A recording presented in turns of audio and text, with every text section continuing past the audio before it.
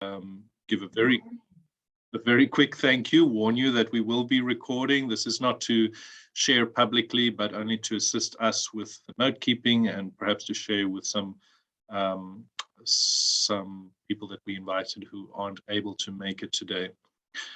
So I'm not going to make long introductory remarks. Our topic for discussion today is to talk through, to think about potential role of the IMF in contributing, supporting the just transition in South Africa. Obviously a topic where there are a lot of voices, a lot of players, something that's very important in the South African context with the economic and jobs contribution that the coal sector plays in South Africa. There have been important discussions already convened, for example, through the Presidential Climate Change Commission on this topic. But this work is very particular, thinking about the role of the IMF as potentially an important stakeholder in this broader debate. The work is led by SAIA, supported by Oxfam. Thank you very much to Oxfam for helping us make this work possible. Again, just very briefly before I hand over to Marianne, as I said, we'll be recording. The meeting is small. We keep it relatively informal. Olivia will give you a sense of the structure of the day. We'll use raise hand function. You could also use the chat function. Normal proceedings. Please keep yourself muted when you're not speaking. Because we're quite a small group, we thought it might be good to actually ask people to activate their videos. It just helps a little bit with that sense of engagement. So if you would, if it's not possible for you, that's fine. And if we run into technical issues down the line with connectivity, then we'll deal with that then. But yeah, very briefly then to Olivia to just speak to the structure, and then I'll hand over to Marianne for a short welcome from her side. Thanks, Alex, and then morning, everybody. Thank you for joining us so early on a Monday. I know a lot of you were on leave most recently, so it's good to have you. Just for today's structure, as I mentioned in my email, it's going to be a roundtable discussion, but after Marianne speaks, I just thought it might be useful to briefly contextualize the topic that we're talking about. So I'm going to cover in a few slides what the IMF is currently doing. So its loose structure, its current mandate, how it supports countries, its existing climate policy program, and then I'm going to quickly give an overview of the research questions that we are addressing in this particular topic, just so you understand what is framing our discussion. And then we'll turn into a two-part discussion. The first part we'll talk about how do we conceptualize a just transition in South Africa, and following that we'll talk specifically how do we see the IMF's role in relation to the just transition. How can it better support South Africa in that process? So thanks everyone, and over to you, Marianne. Thanks, Elizabeth, Alex, Olivia, for the opening and the partnership on this project. It's great to see a different, diverse range of participants from civil society to academia as well. And I'm glad my colleague Tim Minkosi from Oxfam South Africa could also join me on this Inception workshop. And so I think Olivia has described very well in terms of the objective of the Inception meeting. Just very pleased to have this collaboration with SAIA. I think in terms of Oxfam South Africa's work, a large focus in terms of the program that I'm managing, the Global Impact Program, is on development finance. And we can see how active the IMF has been in South Africa over the past year, with the loan to South Africa last year, which was around 4.2 billion US dollars for emergency support to address the COVID-19 pandemic. And then most recently, this past August, South Africa received another over 4 billion US dollars in special drawing rights. So in totality, that's over 8 billion US dollars just in over 1 year. And for this particular project, we're wanting to explore, given the IMF's more enhanced mandate to address climate change issues and the just transition, we're wanting to see from a country perspective, given the IMF's mandate, what could the IMF's role be in South Africa, given the complexity of issues regarding the just transition debate. But I won't continue much more. I think we will be unpacking a lot of these issues, but I just want to thank Saya and all of you who are taking the time this Monday morning to join us. Thanks very much. Super, thanks, Marianne. Let me just share my screen briefly.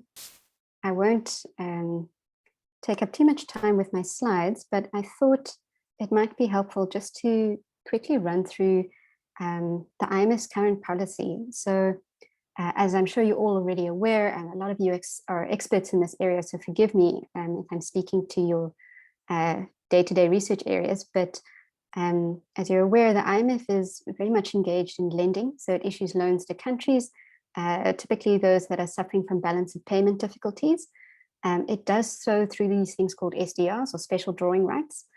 But in addition to SDRs, it gives loans, in a sense, to low-income countries. So typically least developed countries through its Poverty Reduction and Growth Trust Fund.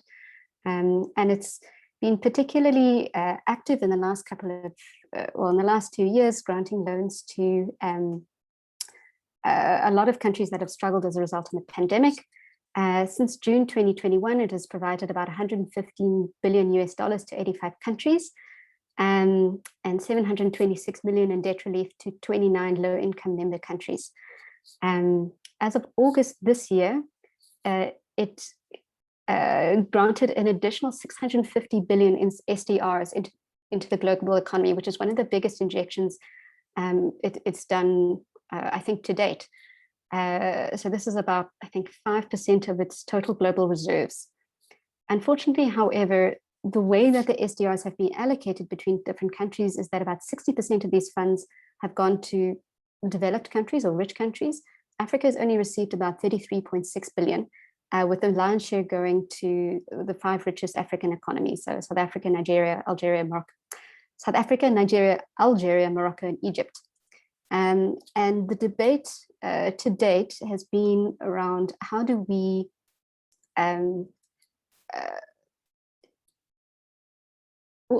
better allocate SDRs to low-income countries, particularly those that aren't least developed countries? And is the Poverty Reduction and Growth Trust Fund the correct vehicle to be doing that? So, for instance, there's been discussion and promotion of a resilience and sustainability trust as an alternative vehicle to channel funds to low-income countries, including potentially South Africa. We haven't seen a decision taken on that yet, so far as I know. There are some questions around whether a new resilience and sustainability trust would be within the mandate of the IMF. What the IMF also does is its Article 4 surveillance activities. So it does this at a global, a regional, and at a local, a national level, where it monitors and oversees the global monetary system and international economic developments and the financial policies of member states.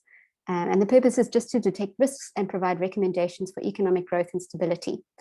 So, for example, through its Article 4 consultations, the IMF will come to South Africa, engage with policy and decision makers, assess our fiscal policies, and make recommendations, usually in an annual report. And then lastly, the IMF does a lot of capacity development. So it does technical assistance and training to states, to establish successful economic institutions for suitable policies.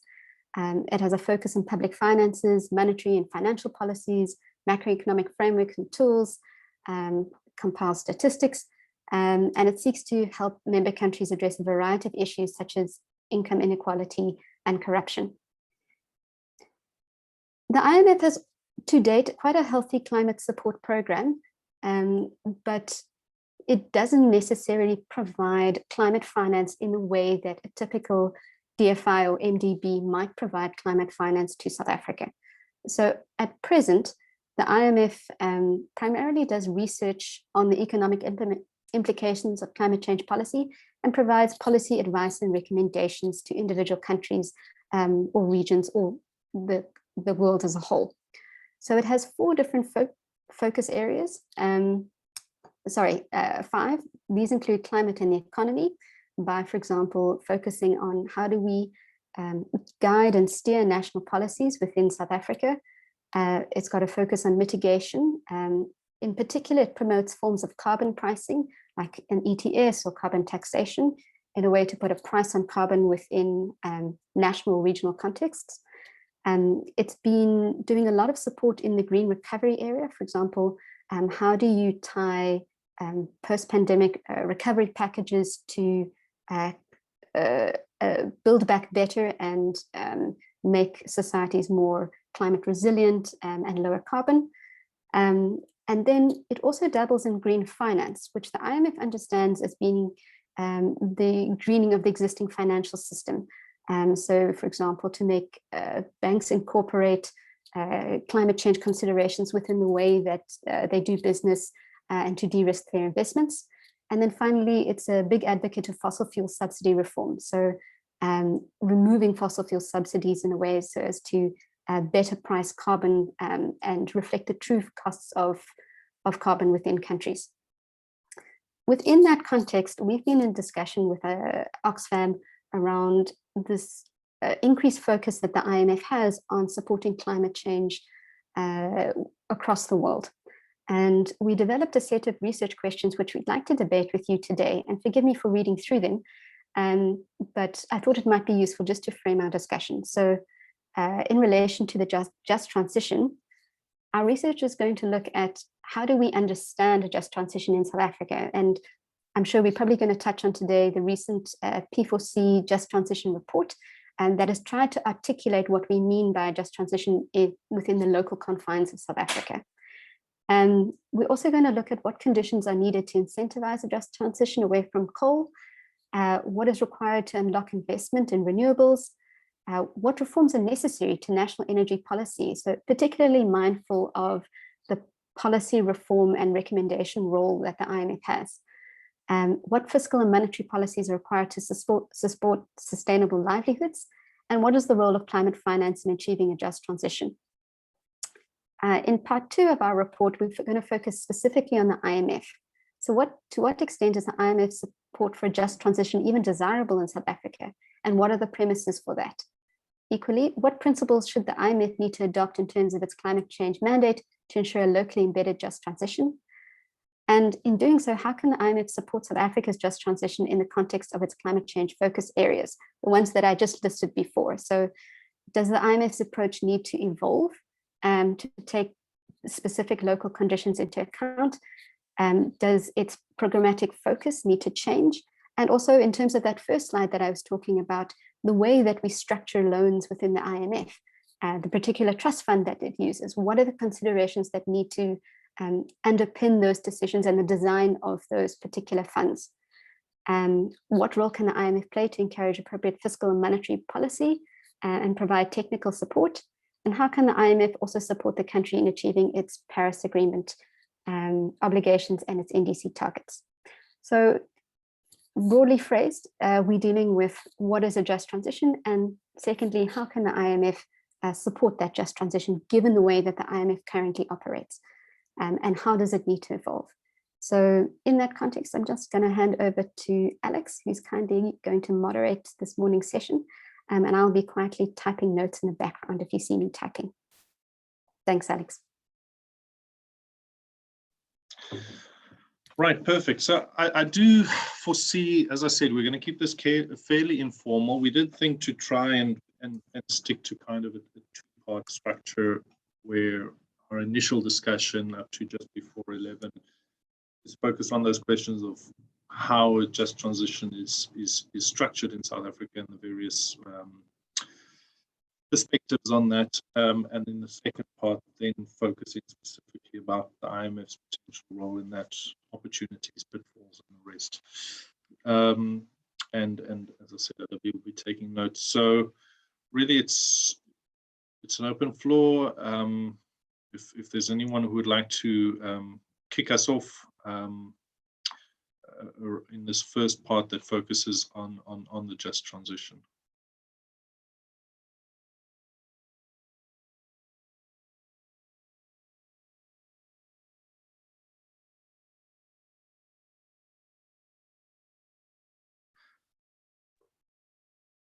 Maybe hi, Alex, Prabhat this side. Maybe I can just come in on.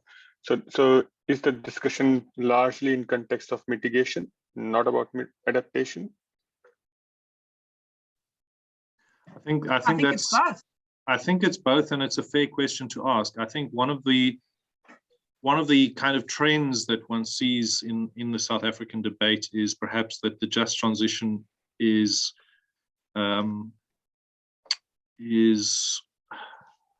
at least in the media and in some of the discourse, it's presented as if the just transition is only about dealing with the loss of jobs in the coal sector. And when you look at the debates, obviously it's much broader than that. So it's part of the discussion. Yeah, no, because I think that will be an important point to bring forward, that this is not just, sometimes we have to be very explicit in saying this is not just about mitigation, but also about adaptation.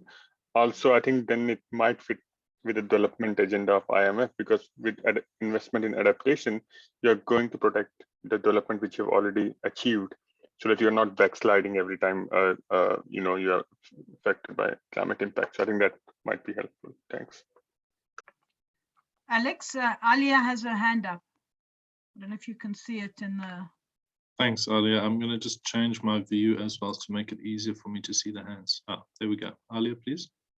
Thanks, Elizabeth. Just before we start, I wanted to ask maybe some conceptual questions about the understandings maybe of the IMF and their different approaches to policy and policy recommendation. My understanding of the IMF and their policy recommendations tend to lead towards more austerity measures, particularly when lending and conditionalities. How would that relate to some of the public services that the just transition would call for in terms of the portions of financing that would enable worker protection, reskilling, jobs, community protection, and so forth? So yeah, has the research up until now kind of tackled that kind of conflict in my mind? And secondly, is the research also going to be talking more to the SDRs? Because from what I've seen, it has been put forward as a strong recommendation to increase the SDRs and the ability of developing countries to draw down on them. But my understanding is that it's also reliant upon the quotas of representation in the IMF. So how would that change without a big political redirection within the IMF? Thanks. Alex, maybe if I can just come in here, just on a couple of points. I mean, the sort of the climate change focus of the IMF is something fairly new. I think it became much more explicit earlier. I think it was earlier this year, right? And in the course of the last few months, there have been a number of sort of proposals and statements sort of reflecting some of the thinking that the IMF has been having around incorporating climate change into it. And I think Olivia's last slide, I think, reflected on that, the sort of the potential 5 areas that, or the 5 areas that they're looking at. This is very much, though, a a process, an unfolding process. And so this is an opportunity in this group and with this project really to put some ideas on the table in terms of what this would look like. Clearly, I mean, your point about the IMF and austerity and all of those issues and conditionalities, which have been what the IMF has been most notorious for, I think are part of the broader global debate, I would say, not just in the IMF. And so this is this is an opportunity really to put some of these points on the table in terms of how a potential climate, not a potential climate mandate, but how the climate mandate, which the IMF has sort of taken on, plays itself out. Clearly, this can be extremely intrusive to countries, not in the way that conditionalities were, and that raises other issues which Danny Bradlow will also talk to, I'm sure, around accountability of the IMF and that kind of thing. But this is an opportunity, Alia. So let's say these are some of the issues, these are some of the challenges, and if we're talking about a just transition, some of the points around some of the frameworks that the IMF has heretofore characterized its engagement based on actually have to change in this very, very different context. The SDRs are obviously part of that discussion.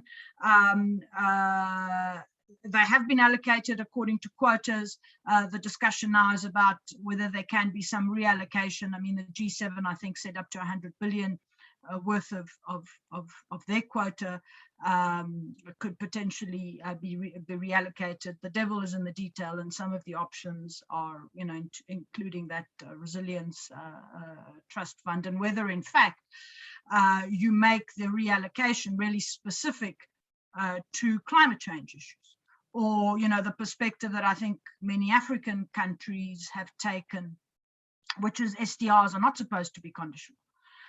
So if you're going to reallocate SDRs, you shouldn't tell us how we spend them. You shouldn't say these should only be spent for this or that or the other. So these are all part of the debate. I mean, I haven't been following it very, very closely, and there've been a lot of proposals on the table in terms of how we do reallocation. But I mean, that's some of the framework. Danny, you can correct me if I've got it wrong. Sure, Daniel, let's go straight over to you. Thanks. Actually, I wanted to pick up where Elizabeth left off in Alia's question, because I think Elizabeth's summary was a good summary, but it seems to me, listening to Olivia's statement of the questions, the research questions, that there are two ways this project can go, and it's not clear to me which one the project is choosing to go. But I don't think you can go in both of them at the same time. And the one is to focus on, is it a project about South Africa's just transition, and then how international organizations can help promote and facilitate that, which is an important subject in its own right. And then the IMF is just one player. There are all sorts of other players that you could bring into that as well. Or is it a project about the IMF? Because as Elizabeth's comments suggested, I mean, the IMF is going through somewhat of an identity crisis by thinking about issues like climate change, inequality, distributional questions. There's a new study that's come out from the Independent Evaluation Office on growth in the IMF, so sort of shifting away from austerity and focusing more on growth. And so it's an opportunity to think about reforming the IMF. And is this project designed to contribute to that, or is its primary focus on the just transition? And I think both of those are important issues, but I think you have to make some choices, because if you try to do both of those, it's like trying to ride two horses at the same time, and we're going to fall off. I'll take a stab at that and I'll hand over to my colleagues, but my sense is certainly that it leans towards perhaps that second focus theme that you highlighted there, and the rationale for opening the discussion on a session just to speak in broader terms about the just transition is essentially to make sure that we're all talking about more or less the same thing. Obviously, there's a highly contested theme, but really it follows up from the IMF's own statements that they see a role for themselves in supporting the just transition in South Africa particularly. And this is an opportunity for a dialogue, and for us as a group also to put some ideas on the table to the IMF and other stakeholders about what the best way may be to proceed and what possibly some potential pitfalls in that area may be. So to me, it falls within that second kind of thematic area that you raised, but of course with the caveat that it is about the IMF's potential contribution to South Africa's just transition. It's not about the IMF reform process and all those processes as an end in itself. It's to what extent is that then relevant for thinking about their potential role in supporting the IMF's just transition? I see the hands are coming up quickly now. I wasn't keeping track of which hand went up first, so I'm just going to take them top to bottom as they appear on my screen, which is Prabhat, Thomas, and then Siren. Thanks, Alex. Just two questions. One is, what's the duration of the project? Because I think that could also give us a sense of where the focus should be. If it's a long project, then you can take on bigger things. If it's for short term, then you need to have a narrow focus. And the second is, I'm just trying to figure out why IMF has expressed interest to look into this question of just transition in South Africa. I mean, what is in there for IMF? Why not look into some other country? So from which angle are they coming? Is it because South Africa is part of the G20, but it doesn't have that kind of firepower as other G20 members? So like Argentina and South Africa are not as big economies or as others. So maybe that's where. And so I'm just also trying to understand what is the motivation of IMF in sort of indicating that interest. Thanks.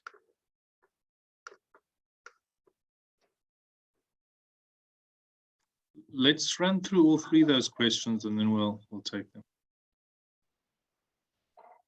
Okay, thanks, Alex. Alex, I think for me, yeah, I think we cannot shy away from the conditionalities that come with IMF funding, and seeing that we're also talking about a just transition, and key to the just transition in the South African context is how we phase out fossil fuels and mainly coal as the major source of our energy system. So it is, critical for us to understand that with whatever funding, that is not going to impact negatively on people. And we've seen how the World Bank funding has contributed to the increase in terrorists and also contributed to the high level of debt government finds itself in right now because of the construction of Milopi and Busile. And that has a direct impact to what people must pay per unit of electricity. And I think we need to be careful that we don't find ourselves in a position where on one hand, we say we're financing a just transition, but on the other hand, people became casualties. So I think for me, that's key.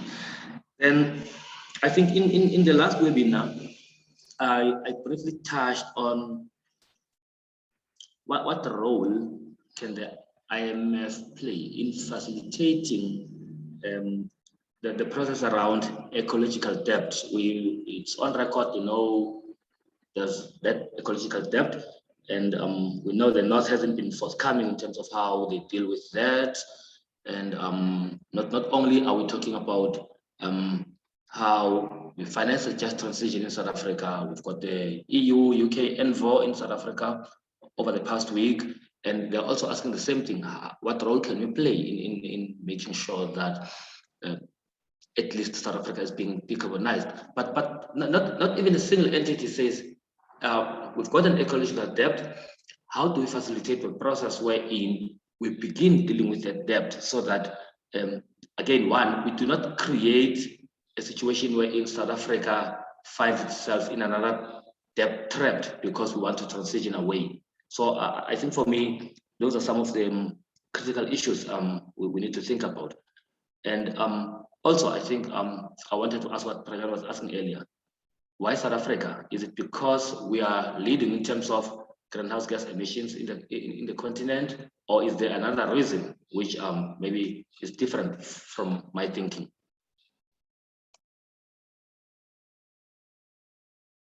Sure, thanks, Søren. Thanks, Alex, and good morning, everyone. So I had some similar questions to the speakers before me, so I'm not going to repeat what they asked, but I wanted to ask a bit of clarity on the type of financing that's in this IMF climate change program. So normally financing from IMF has you've got to pay it back, but look from the uses or what you guys were targeting from policies, carbon pricing, green recovery, that might be financing that wouldn't naturally have a cash flows attached to it that could be paid back. So is there a grant element to this, or is it all loans? So that was my one question. And my second question was, since the IMF is kind of looking at this differently from how they've done things in the past, moving to a new space, is the focus still going to be purely on government institutions, or is there going to be any scope for the private sector, large privates, large corporates to get involved or get access to financing as well? So yeah, those are my points to add on to the other questions that my colleagues before me asked. Thanks. Thanks, Elizabeth. I see your hand is up. Do you want to get us started on some of those questions? Yeah, just hold on, let me.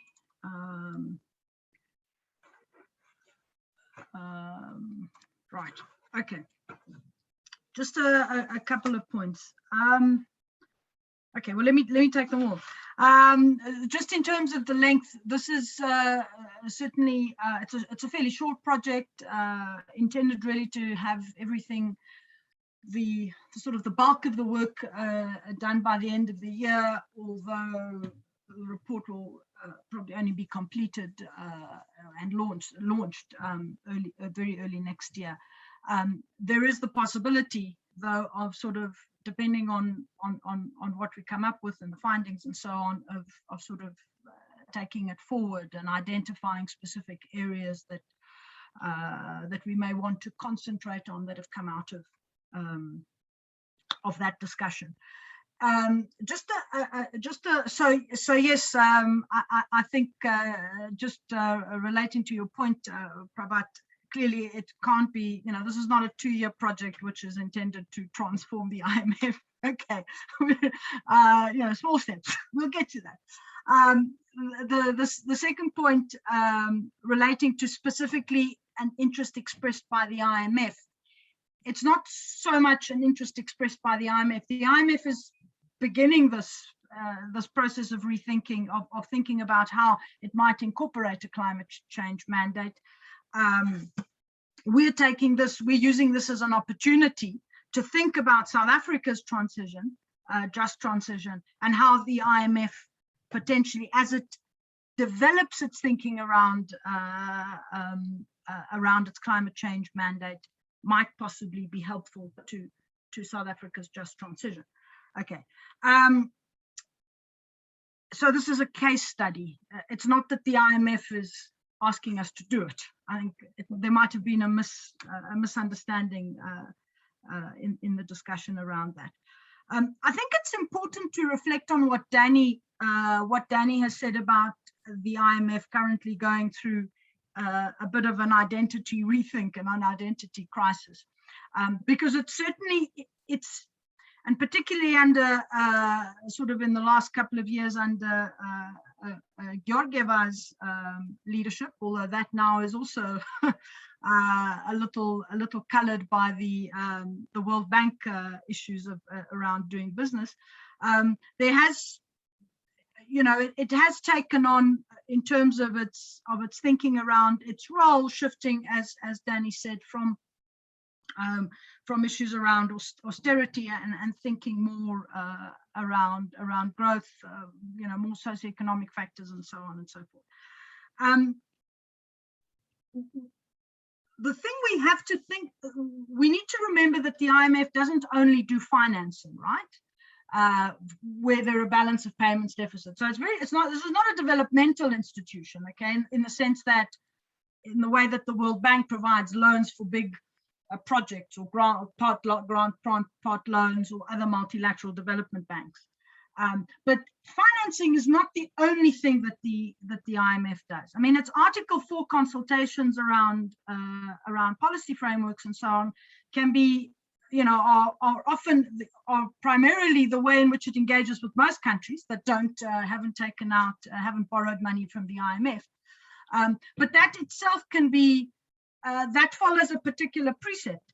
And I think we have to think about that and identify how climate change thinking, in terms of the way in which countries set up their policy frameworks for energy, their economy more broadly, their fiscal boundaries, how that is going to play out in Article 4 discussions. So it's not just thinking about, well, lending, they're going to give us, we should ask the IMF to give us money. And clearly the 4 billion last year was specifically related to COVID, and this year it's the SDRs, which are drawing rights, which we're entitled to, we can use as we like, right? And there are no conditionalities attached to special drawing rights. But I think it's thinking it through at all the levels at which the IMF engages with its member states, not just through the lending prism, although that is a dimension, and I think it's important to think about what form that might need to take in a reformed or maybe transformed to I've seen Alia's comment in that regard, IMF. So, clearly, I think your points, Thomas, about a debt trap, etc. I mean, these are all issues that the South African government, that I think civil society has been talking about in some work we did earlier, and some of you were involved in the issues around climate, as how South Africa should engage in terms of its climate diplomacy. One of the strong points that has come out is around climate finance and how that is structured for middle-income countries. And what you don't want is climate finance is getting climate finance to help you with the just transition, but the way in which the terms of the lending are structured actually gives you more of a nightmare with your fiscal situation and your debt situation, which then sets you back. Again, as I can't remember who said, I think it was again around adaptation, it sets you back. So everything you've achieved, you're now getting into debt, and you're going back instead of moving forward. These are all of the issues that I think are very much part of the broader climate finance discussion. They may not necessarily, parts of it might necessarily be relevant for the IMF conversation, depending on how we see the IMF engaging on climate change in South Africa. So I think I haven't responded directly to all the questions, but I would frame it that way. So let's think about all of the points that the IMF, all of the services that the IMF provides. It's not just whether we're going to borrow money and then what are the conditionalities. Although one can certainly have a section that actually discusses that and what we would need to and what form that would need to take in this world where we're all, developing economies are really going to battle to manage a transition in a just way and to meet the 1.5 degrees Celsius maximum increase in temperature.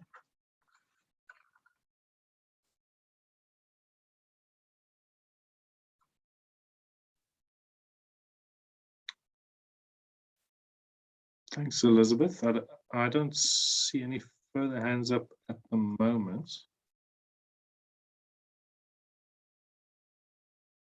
Olivia, did this discussion spark anything on your side? Is anything you want to add on this? I thought it might be a good segue into discussing how we think about the just transition in that context. So if the IMF is supporting South Africa, be it through access to additional SDRs and conditionalities around those, be it through support through advice around policies and programs through the Article 4 process, or advice on carbon pricing, or advice on fossil fuel transitions, or fossil fuel subsidy phase-outs. I think it would be helpful to understand what that endpoint would be. So if we're asking the IMF to help us with the just transition, what exactly about the just transition do we need support for? Is it for just affected coal workers in Mpumalanga and related businesses in that area? Should it be at a much more larger macroeconomic scale? Is it just about injecting additional capital into the economy or additional finance into the economy and letting government decide through the P4C determined or NEDLAC determined process of what a just transition means? So perhaps we could discuss what South Africa's needs are in relation to just transition when we're looking towards the IMF, and how do we conceptualize the just transition? I think that might be a good starting point. Unless anyone else has any other queries around the nature and scope of the project or its timing. Marianne, and then Daniel, and then Kenneth. Thanks. I just have a couple of questions and comments in terms of how the IMF operates. And I think from a civil society perspective, I think one of the challenges is that there's very little information that's accessible to the public in terms of how government has been utilizing IMF funds. And there's also seems to be very little awareness on the SDRs in the public. From what I understand in some of the media reports that have been shared, that in terms of the SDRs, that these do not have to be repaid. So that is quite distinct from for example, the loan last year in response to the COVID pandemic, and that there are actually no conditionalities whatsoever. And so it would therefore seem important that a way forward would be to have more of a, if we're really to get into the discussion on these issues and how the IMF can support South Africa's just energy transition, is that there should be some kind of more meaningful engagement with the IMF and its role in the country. So yeah, I just wanted to comment on that part as we think about Olivia part 2. Thanks. Daniel. Thanks.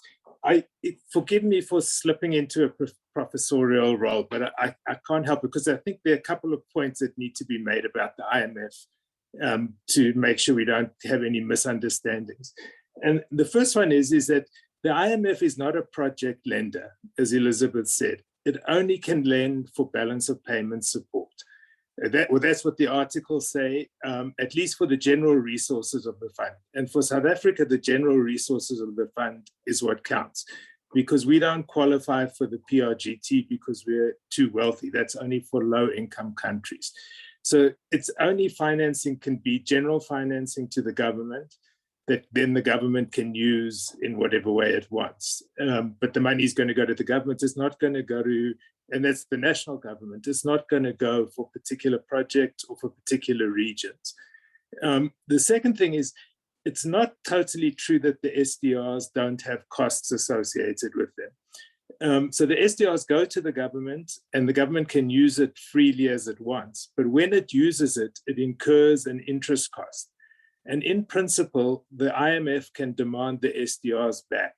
So there can be a repayment. To the best of my knowledge, it's never happened, but it is at least a contingency that the government has to account for in some way. I mean, the interest cost at the moment is effectively zero. So it's not, but that's the case because interest rates haven't gone up. If interest rates go up, that could change.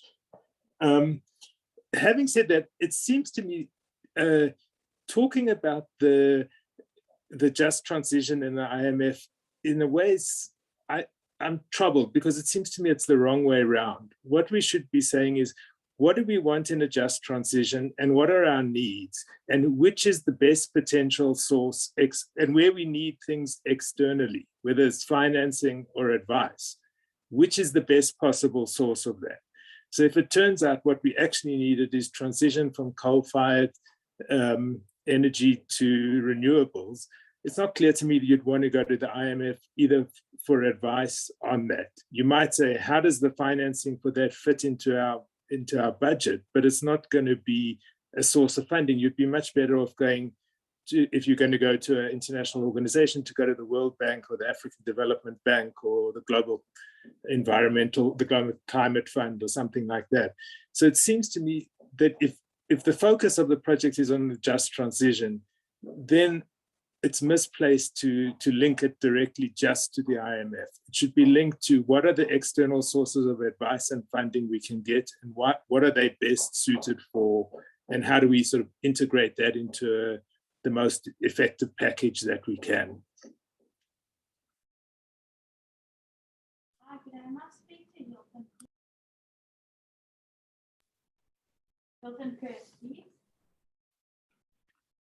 Alex, there are two other hands. Yeah, I see two other hands. I'm also getting some audio, but I'm not sure if that's accidental. Kenneth, and then after you, Alia. But I saw your hand was up, but it went down again. If you do want to speak, also just raise your hand again. Thanks a lot. Look, I'm in an office environment here, so it's a bit difficult, and I don't have a headphone or a mic. So if there's a lot of noise in the background, please understand. All right, so yeah, just building on what has been said, what I know about the IMF is dangerous. I'm not going to go into that, but I think what we need to be clear on is what as South Africa we should be doing, and then the IMF can fit in with that as best as possible. If we are able to articulate our vision for a just transition, and then the IMF can work out how to support that, that's okay with me. What as I see it is that the just transition now requires a tremendous amount of financial support for it to take place under the mitigation heading of how do we move South Africa onto a decarbonization or a lower carbon growth path. What South Africa needs is an accelerated rate of economic growth. And we're in quite a sweet spot where we can shift from coal-powered electricity towards a lower carbon electricity base, because our coal we have a lot of coal in the ground, but our power stations, most of them are at a point where they can be switched off, and we can switch to, they're very old, if I can put it that way, 50 years old plus, and they're not running very efficiently. So we can switch to a lower cost, lower carbon setup. But unfortunately, we are financially constrained.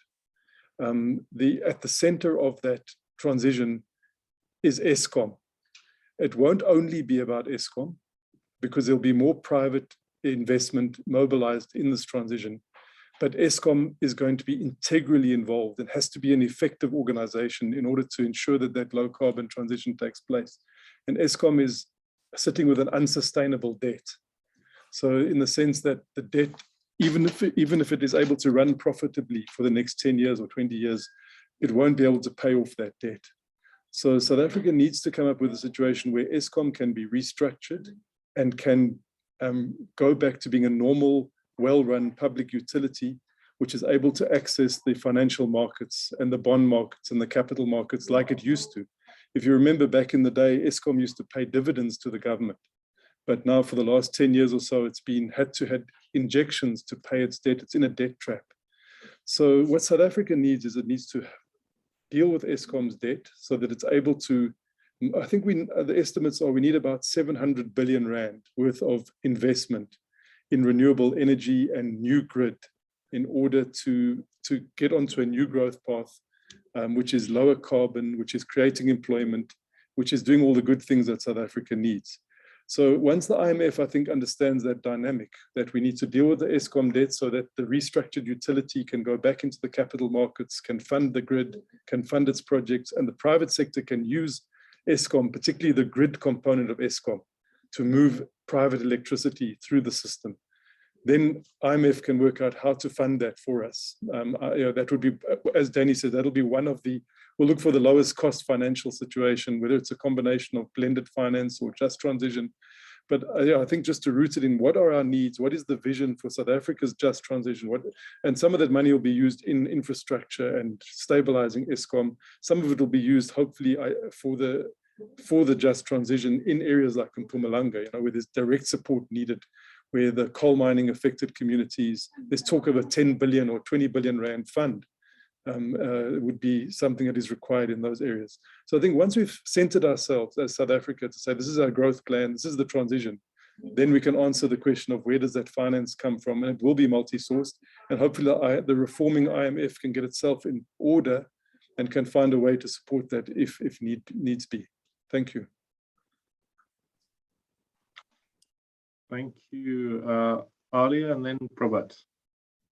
Thanks. I don't want to take much more time, but just to elaborate on the point, to respond to Elizabeth, that point was made when we spoke about scale. I think when we were questioning why the IMF, is it just the IMF, is it just South Africa? And I think this conversation really could fit within a global scale, which is where some of the topics of reform and the topic of SDRs fall under the umbrella of the Global Green New Deal. Because that also, in part and parcel of the conversation, talks about debt. It also talks about the increase in public spending, but I think fundamentally it necessitates global coordination as well. So, if there are successes, for example, engaging with the IMF, what does that mean for engagements with the World Bank or the New Development Bank? So that point was just how do we approach this research under a global scale as well? What does that mean? And touching on, I think it was the previous speaker spoke about Eskom and the capital markets, just to bring up, I think, the recent research or the writing on the just transition transaction and how that innovative financial approach has been lauded as something that could increase Eskom's access to the capital markets. But more importantly, I think talks to the main objective of the just transition, which is decarbonization with social justice. So if any financing from anywhere doesn't marry those two main objectives together, then I think that doesn't necessarily help the progress of the just transition in this regard. But I just wanted to say as well that I think how we approach finance is also very important if we're looking at this in the context of research in a research paper or a statement being made, because finance in itself is seen as a function, which is obviously what is needed for economic growth, for the just transition. But finance in itself is not neutral either. It's not a neutral function that can be used and directed. It follows certain political dynamics and power influences. So I think addressing that role in itself, it's not neutral on its own, could be important as an introduction in the research paper, and then how we determine what South Africa needs and then where it comes from, because I think analyzing it in that way would help the outcomes of the research. Thanks. Great, Robert, on to you. Thanks, Alex. I think we are going back and forth on some of the issues, but I think given the short duration of the project, I think this project should be aimed to sort of communicate that if IMF, that what are the conditions under which IMF and South Africa's just transition can work together, right? So in a way you're sending a message to IMF that these are the things which we are open to, and these are the things which we are not open to, right? For example, one important question from my point of view would be who's going to ultimately pay or the loan. So, and given that SAIA has a strong youth program, given Glenn is also in the room, I think it will be important to engage with youth, because at the end of the day, many of us who are in this room may not be paying back if this transaction comes to fruition. Then we need to figure out, also get a sense of what youth are talking about these issues. But I think who's going to pay, and also have a very specific focus. The broader question of institutional reform of UN bodies, UN Security Council, IMF and World Bank, that's a much bigger agenda, which South Africa alone cannot take on. So there you need to work together with other countries, including basic countries in the climate sphere. And that's why I asked the question, why South Africa? Because I think there's a broader geopolitics story going on here, that if you heard the Secretary General's interview, he emphasized that there is lack of trust between developed and developing countries, specifically emerging economies. Now, in climate change sphere, emerging economies is Brazil, South Africa, China, and India. And these big UK, US, they can't really bully China, India at this stage. Brazil, there's no point talking about it. But given South Africa where it is, you could say to South Africa, we are willing to give you this much amount of money, but you reduce the criticism you're going to pound on us in the COP negotiations, right? So there could be broader geopolitics to break the basic sort of alliance. So I think that's why the question of why South Africa, I asked that question, but I'm glad to know that that is not coming from IMF, but that's what we are thinking. Sorry, thanks.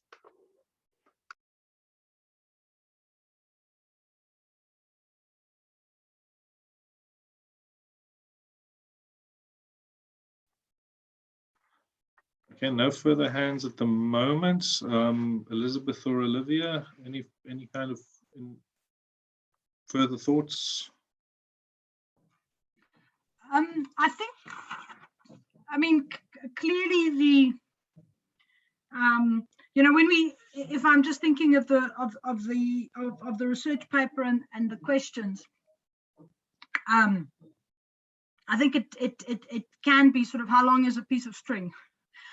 So you can, we can make this as expansive or as unexpansive as one likes. These questions, I think, create that possibility, and clearly the idea is to be more focused. I suppose, the way that you posed it, the question now is, what are the conditions under which South Africa and the IMF can work together? It's pretty much what we're trying to get at. But so the way in which we approached the paper was saying, okay, so what does a just transition mean for South Africa? What are the key challenges, the key issues that we need to ensure are addressed? Okay. What is the IMF's think? So that's the one. What is the IMF's thinking about how it's going to deal with climate change? But we need to understand that. And then the intersect is, well, actually, these are the things that South Africa sees potentially an area of cooperation with the IMF. And as I said, it might not be lending at all. It might very well be policy advice. Policy advice is also not neutral, absolutely.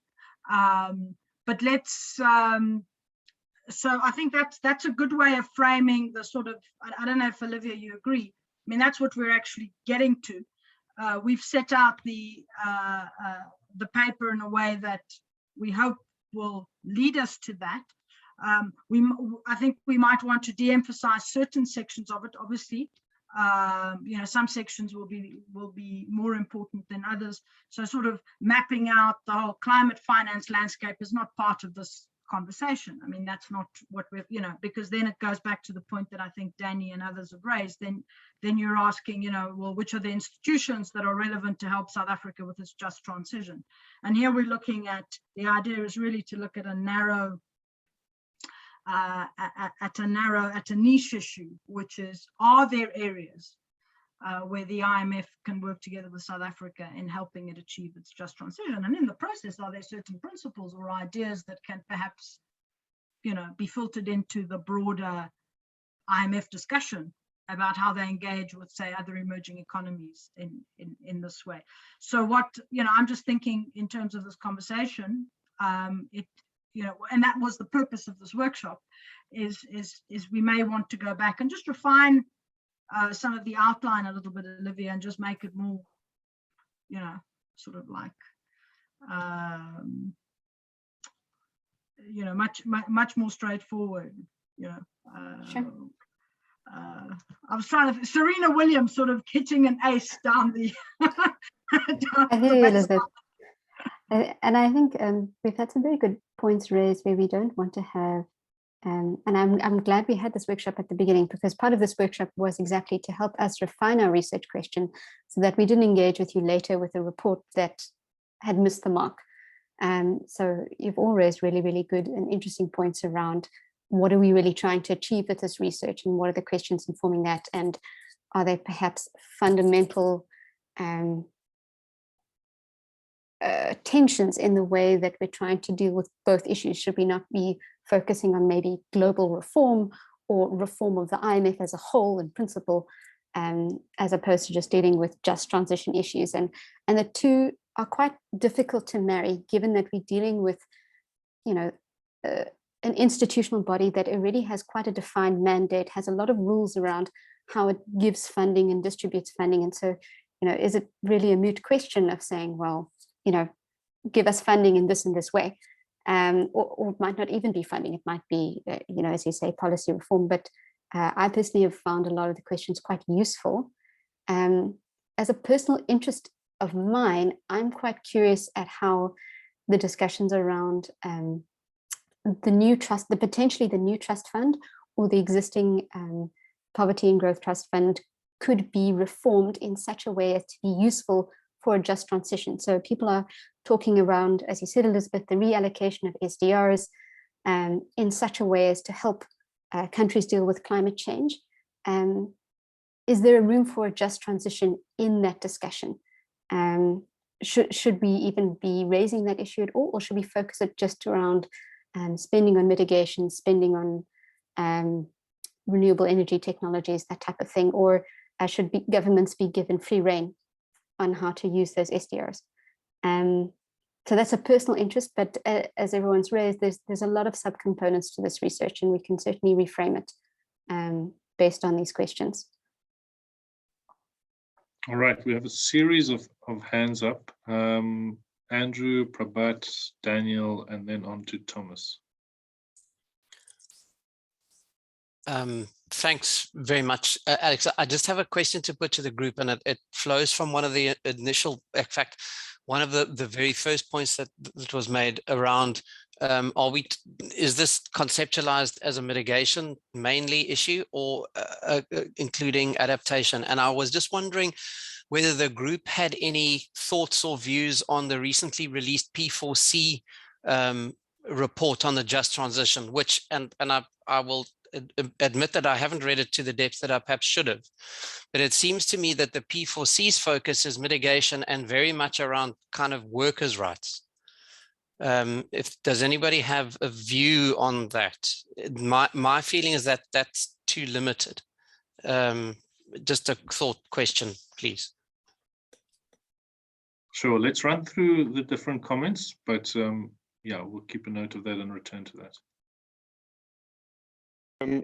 Thanks, Alex. I think my comment is also along the lines of what Andrew said, that I think we are sort of risking boiling down everything related to climate change in South Africa to just transition. And we are so much focused on it that we're kind of ignoring that there are other issues also which we need to talk about and figure out how to address. So when we're talking about just transition from coal to non-fossil fuel sources, and what happens to workers, etc. But at the same time, there are other dimensions. So maybe in the research, I think you have to specify what you mean by just transition and what are you covering, but acknowledging that there is a much bigger job that needs to be done. And I haven't come across that whether adaptation has been explicitly linked to just transition agenda. And then the question becomes that, that adaptation doesn't necessarily attract private finance. It's better served by public finance. And if IMF and World Banks, etc., that's a sort of a public finance, where are we going to put it to use? Are we going to put it to use to just transition, in which case there's going to be less public finance available for adaptation, or are there any better models to make private finance attractive for adaptation be made more attractive for private finance? So I think this is like something which we'll do here will have impact on other part of the story. So while we shouldn't stay focused on one dimension, should take note of other dimensions of climate change also, which shouldn't be ignored. So just wanted to bring that to attention. Thanks. Thanks, Daniel.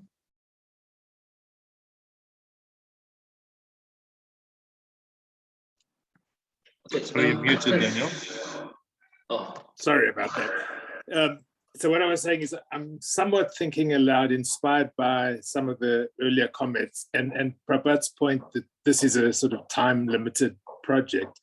But I wonder if one way of finessing some of the issues of, is this focused on the IMF, the just transition and the scope of the just transition, is to focus the project on what is it that civil society would want from an engagement with the IMF around a just transition? Does it want anything? Can it get anything? But if the IMF were coming here for its Article 4 missions or for some other purpose, and it engaged with civil society, what is it that civil society would want from that engagement? Rather than focusing on what the government wants, which is, I mean, is a sort of step removed and a much bigger question. But focusing it on civil society gets you partly into the reform debate about the IMF and the need for greater consultation and focus on the sorts of issues we think they should be focused on.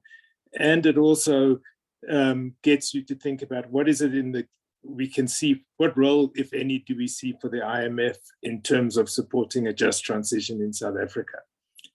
So as I said, I'm thinking aloud, so please feel free to tell me I'm talking nonsense, but I thought that might be an interesting way of looking at it.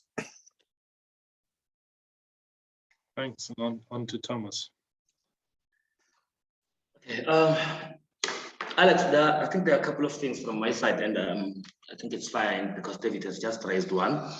I think when we hold social discussions, I think the first point of departure is one, how do we ensure that there's enough and meaningful social dialogue such that we reach consensus. And basically that argument is coming to the fore because in terms of the past, we know that worker and community people haven't been involved in decision-making processes. But we also know that with the current system, they carry all the externalities. If there's damage to the environment, they are affected, their health, everything. So right now, the question is, how do we ensure that communities define and lead the process around their own development? So one of the key aspects we keep bringing to the fore is what is the role communities and workers play in influencing the ultimate decision? So I think that's one of the things we need to think about. And for instance, if the IMF says, no, we need to think about that level, then what can we do? But also there's a role, and I think this is also critical. We haven't seen local government playing a more effective role, especially within our economic sphere, even in energy. Mostly the role of local government was more as a distributor. And there are a lot of challenges with some of the municipalities because I would say they're insolvent. I mean, some of them are even under administration. Now, if you look into, for instance, in Mpumalanga, like Olivia was mentioning, we've got like 12 Eskom coal-fired power plants with about 3-4 key municipalities which host the power stations. But between Steve Tshwete and Emalahleni, they host almost 10 of those power stations. Well, what role do local government play, and how does the IMF interact with those municipalities? Because I mean, that's almost like at the center of all those changes that we're talking about. They're going to feel most of the impacts of moving away from coal. So how do we interact, or how does the IMF, both in terms of, for instance, assisting in terms of policy or any technical support, but also maybe in terms of financing, because we know there's still a huge gap in terms of policy development, whether at national or at local government level, there's still a huge gap in terms of policy development. What role does the IMF play in terms of that, and interacting directly with local government officials? So I think that's one thing we need to think about. Now, I'm going to go back to, I don't know who said it, I think it's Oliver. Except for providing financing, key to the challenge, even the recent funding that the IMF provided to the South African government, key to that was that funding was not transparent. There's still a lot of questions to say, we know the government got funding, but what are the conditions? And how does that impact on the country's revenue and the country's spending? So I think one of the things we need to think about, and it speaks to one of the reforms that are needed, is how public do we make the funding? You know, do we communicate the conditions to everyone, or do we keep this funding a secret? And then which starts raising questions to say, is the IMF assisting South Africa to develop, or is the IMF here to take money from South Africa so that we keep suffering as a community? So the whole thing around transparency needs to be brought into the front to say, how transparent do we make our funding? How transparent do we make our recommendations? Even it's about simple policy recommendation.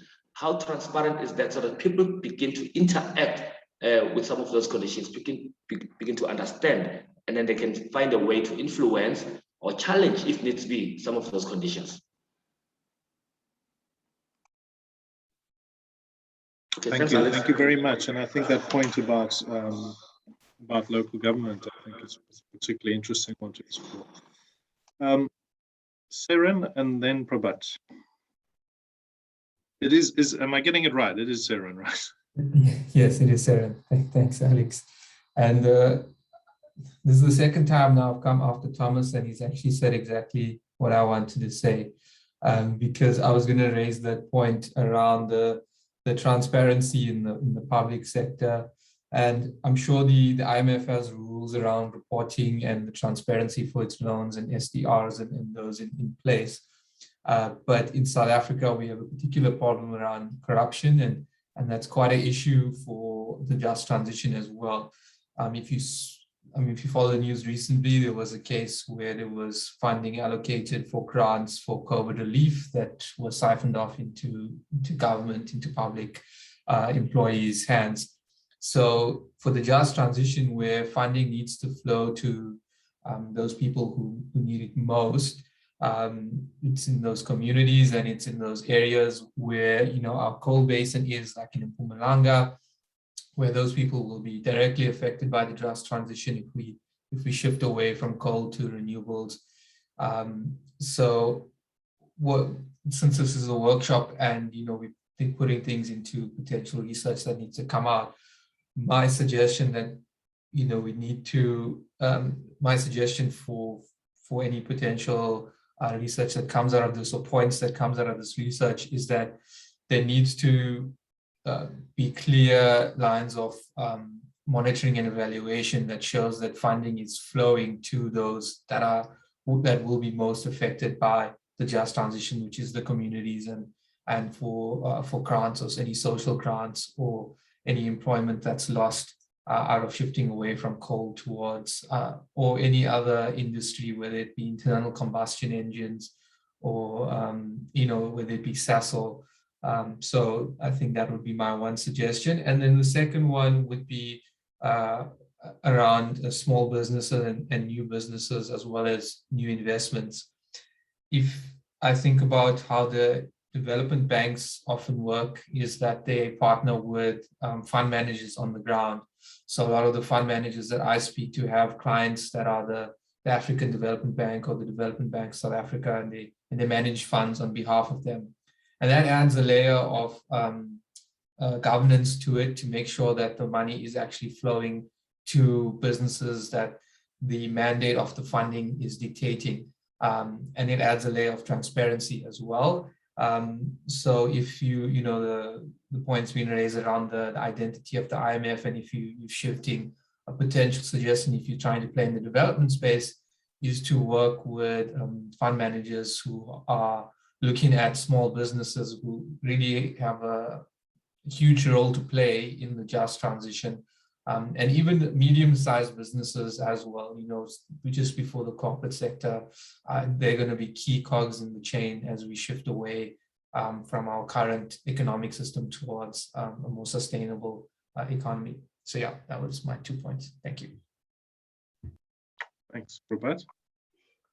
Thanks. This will be my last point, and I'll have to drop off in 4 or 5 minutes. But I think if just wanted to emphasize that if the idea is to engage with wider civil society, then I think we'll have to make through this, also in this project, make a bit of extra push to reach out to the parts of the civil society which are normally not engaged in the mainstream discussions. I'm particularly referring to gender-based groups, also youth groups. So just want to bring that on the to your notice. So I was listening to an interview with Minister Pandor yesterday, where she mentioned that in response to COVID crisis, the government provided money to business rescue missions, etc. But they didn't realize that a lot of that the money which flew is to the formal businesses which are owned by maids, right? Whereas the informal, where the female ownership is much higher, they didn't receive any support, right? So I mean, if IMF is coming with this bigger pot of money and you're going to go through formal channels, how are you going to make sure that those outside the formal channels, right, they are also serviced? And for that, it's important that we engage with them, with people in Mpumalanga, but also with gender and youth constituencies. I think that needs to be explicitly built in. Thanks.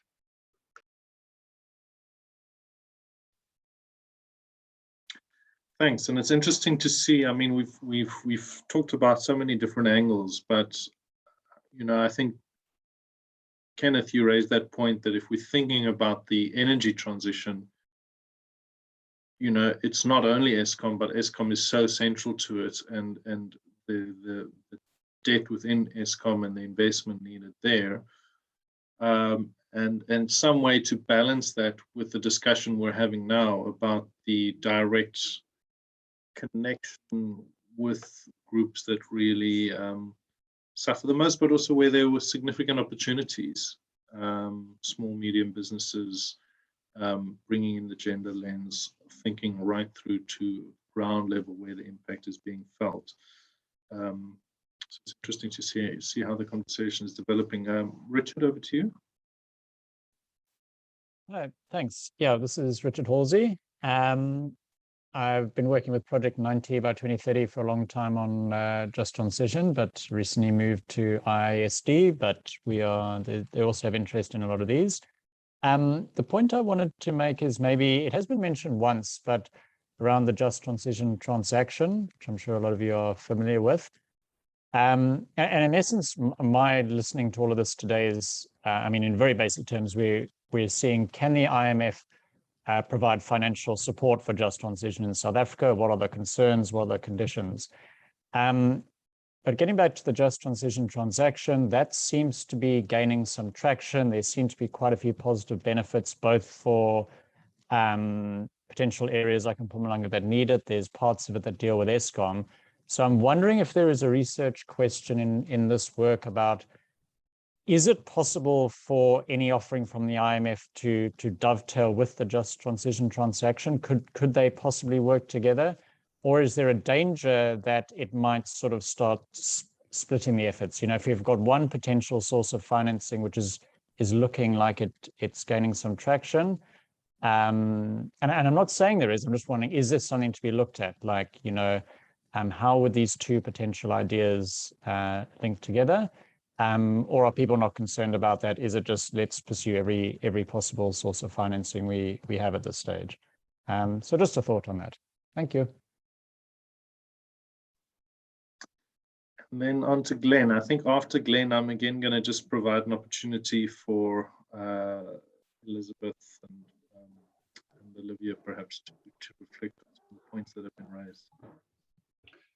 Thanks, Alex. I'm Glenn from 350africa.org, and I wanted to follow on from what Richard was saying. It was very much on my mind around the Just Transition transaction and both Eskom's offering and the recent report from Meridian that was released, and looking at, building on that work in this work around the IMF, but also looking at this issue of social inclusion and including affected communities in these discussions, which one of the 350 Africa's critiques of the Just Transition transaction is that it hasn't done that very well. So is this an opportunity to do this and to kind of really recommend to the IMF that they forefront that in any work that they do? So I think that would be important. So to look at the Just Transition transaction and what's coming out of that, but also critiques around that work, and see how that the IMF could potentially learn from that. But yeah, just again to support what Richard was saying around the potential to dovetail those efforts, because I think there is also potential for conflict there if that doesn't happen. Thanks. Perfect. I suspect, we're at about 23 minutes past, so between Olivia and Elizabeth, probably that'll take us to our end of our time slot that we've allowed for. Maybe Olivia first and then Elizabeth, and then either of you could just fill in a little bit of detail on where we go to from here. Thanks, Alex. And I'm glad that both Richard and Glenn, and I think someone else did earlier, raised the current Just Transition deal and the report by Meridian, which is getting a lot of interest, including by government, and the recent envoys to South Africa. I think you have an incredibly good point about how do we tailor any type of support that already is quite in addition to support that's being offered, that's at quite an advanced stage. And it raises interesting questions about perhaps if the IMF were to provide support, would it be in a possibly more of an Article 4 role, be it through guiding long-term structural policy and other economic reforms. And you guys raise very good points around including other actors. And I know Marianne from Oxfam was also very insistent that this project consider voices that we don't normally hear from in this type of conversation, particularly women. And so we as a project team will make extra effort to reach out to those organizations. Many people weren't unfortunately available today, but we'll make a special effort to conduct interviews where we can. And just in terms of next steps, I will be reaching out to a lot of international organizations, including the Bretton Woods Project and a couple of national thinkers on this topic, just to get their personal thoughts. And then we will publish I will do a draft together with Alex and Elizabeth, which we hope to refine, have peer reviewed by some South African thinkers, and then we will reconvene with all of you if you're available, just to get your thoughts on the final product. But we're operating within a very short time frame, so it's really going to be in the next couple of weeks. So it's going to be quite an intense research effort, but an interesting one, given the national dynamics at the moment around the question around financing Eskom's division. Elizabeth, over to you. Thanks, Olivia. Firstly, just to say that I think this has actually been a very useful, very stimulating conversation, and really to say thank you all very much for making the time. We know everybody's stressed and stretched as we approach the last few miles before the end of the year, so we appreciate that. I think just from my side, just a couple of observations. And I think the idea of narrowing it further, both in terms of, I think there were 2 points. There was the point about perhaps sort of framing it in a way that makes it much clearer what we're focusing on. And the second one was the proposal that Danny made, do we look at it you know, make it much more explicitly sort of through a CSO lens. And as Olivia said, the CSO lens was always very much there. And I think coming out of this meeting, I think we're going to take another look at the outline and the questions, and perhaps we can refine them further based on the conversations and all the good points. I mean, I think you guys have also made some very useful points in terms of content. And we've all been assiduously either typing or writing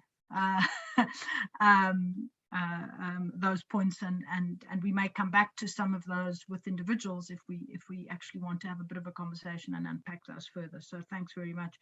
I think the one point to just throw into the conversation, and I'm sure that we all agree, is part of the challenge in South Africa around the just transition is that we have, even within government, competing perspectives on what we should be focusing on. And there's nothing clearer than the article in the Daily Maverick today, I think it was, or over the weekend, about, you know, everybody else meeting the climate envoys from the other country, from, you know, the developed countries that came out last week, and Gwedi Mantashe was in Limpopo at an energy conference and making some statements there about that. So that's part of the problem, I suppose, if you're talking about you know, what is the intersect between what we want as a country and what the and where the IMF can fit in. And so perhaps looking at it through a CSO perspective, a civil society perspective, can actually I think be helpful in framing the research. I think I don't want to say anything more. It's just to thank everybody very much again, and this has been really useful in terms of helping us to shepherd this into something that is manageable and focused and succinct. I don't know if Marianne wants to say anything from your side. Thanks, Elizabeth. No, I just agree that it's been a very useful conversation. We have an outlined large number of questions, and I think the feedback has been very helpful. I think Elizabeth and Olivia, you've articulated well in terms of in what way and how useful the comments have been. But yeah, I think perhaps in terms of next steps, as you were saying, that we'll work on a refinement of the concept note with the questions and be in contact with more stakeholders, especially from civil society, with the idea of being able to provide a draft for further comments. But just also to highlight, in terms of this study, it's just kind of a, you know, delving into the issues. It may be through this process and the research findings that we actually have more questions than answers. And I think that's also okay. And I think, you know, that it's important to be able to start in some place, and hopefully in the next year, once we have a better understanding of the issues, bringing in as many as we can through the consultation process, we could look in terms of even a further narrowing down. And that, you know, this paper can be looked at as more of an introductory into this subject. And that would, of course, you know, as the focus is on the role of the IMF, it would be that, you know, that there is consensus in terms of how the IMF can be useful. And I guess as part of this process, it's about also exploring these issues with government and raising concerns about transparency and the use of public funds and the importance of bringing more stakeholders into the consultation process of some sort, right? I think that's the main challenge with a number of the development finance institutions, is that we're all left in the dark. And for example, when we do try to access information, you go in a roundabout circle and then you get knocked in the head because of non-disclosure agreements. And what does that say? Yeah, there are some issues of corruption. It's all riddled in so many different ways. And so really do thank you for joining us. I think we're still just scratching the surface. And, we really do hope that this will lead to a rich engagement, and that we'll be able to have some useful recommendations, and also to raise awareness with government, with those stakeholders, that that the public wants to know that civil society does have an important voice, and does need to be included at the end of the day, in order for the just transition to be fair and inclusive, and to be one in which we've all been working hard towards in our different areas. So thanks very much. Excellent. And from my side too, thank you for the level of engagement. It's really been very enlightening and very useful to us. And as you've heard from my colleagues, you'll certainly be hearing further from us as we move forward on this work. All right. Alex, Elizabeth? just one point. I just want to check that Pippa has seen my message. Pippa, will you just save the chat? Yes. Okay. Thanks. All right. All right. Thanks, everyone. Thanks very much. For that, let's close. Cheers. Bye. Thank you all. Bye-bye. Bye.